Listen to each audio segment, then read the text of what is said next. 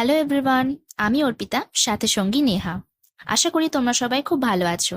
এখন চলছে পবিত্র শ্রাবণ মাস, আর আজকের ভিডিওটা শুরু হচ্ছে মন্দির যাওয়া থেকে, আমাদের একসাথে পুজো দেওয়া থেকে। ফার্স্টেই চলে যাই মিষ্টির দোকানে।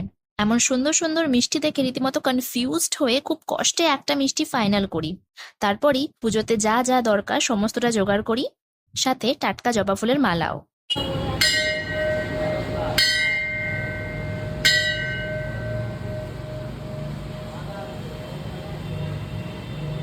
মায়ের কাছে আসার জন্য লাগে না কোনো দিন, কাল, লগ্ন। ইচ্ছে থাকলেই, মা ডাকলেই আসা যায়। আমি প্রায়শই মন্দিরে আসি, তবে দিনটা একটু স্পেশাল ছিল বলে ক্যামেরাবন্দি করে রাখলাম। পরে তোমাদের সাথে কখনো শেয়ার করব। আমার কাছে দেবাদিদেব মহাদেব সর্বপ্রথম। তাই ওম নমঃ শিবায় মন্ত্রোচ্চারণ করতে করতে মহাদেবের আশীর্বাদ নিলাম সবার আগে। আর অন্তরের যত কথা আছে উজাড় করে বললাম সবটা প্রভুকে, সবটা জানালাম। আরো অনেক শক্ত হতে হবে। যে পথে হাঁটা শুরু করেছি আমি, পথ সহজ নয় জেনেই সে পথে হাঁটছি। তোমার চরণে মাথা রেখেছি প্রভু, তুমি তোমার ওই হাত সর্বদা আমার মাথার ওপর রেখো।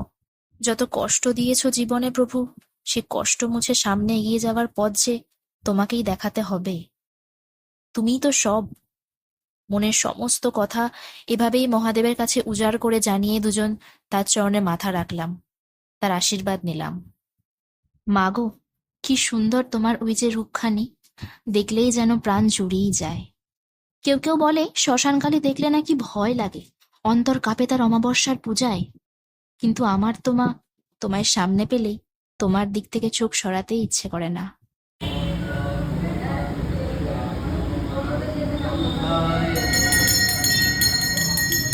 মন ভরে পুজো দিয়েছি, মনের সব খবর মাকে জানিয়েছি, আর মায়ের কাছে এসে মায়ের খবরও নিয়েছি।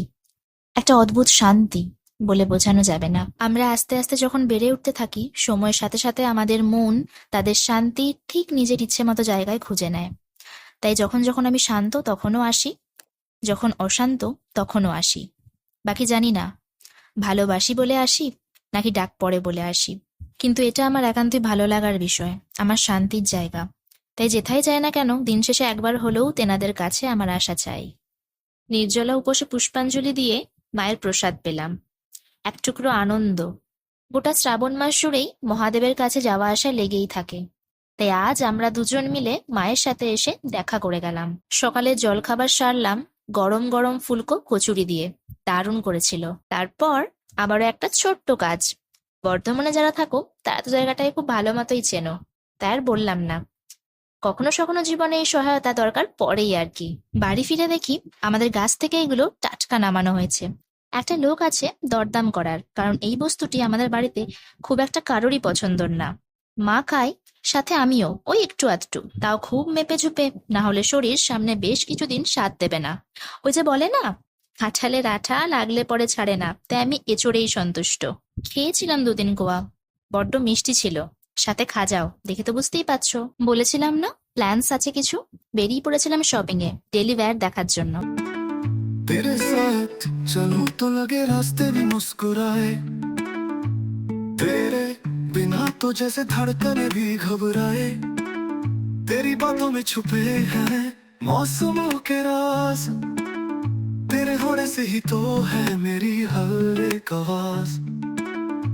तेरे संग वक्त ठहर जाए, बूंदों में तेरा नाम आए, तू मिले तो लगे हर सवेरा नया, तू ही मेरा साथ, तू ही मेरा दुआ दुआ। শপিং আমাদের শেষ, ওই টুকিটাকি ডেলি ওয়্যার কিছু নিলাম। তারপর চা খেয়ে গল্প আড্ডা সেরে সোজা বাড়ি।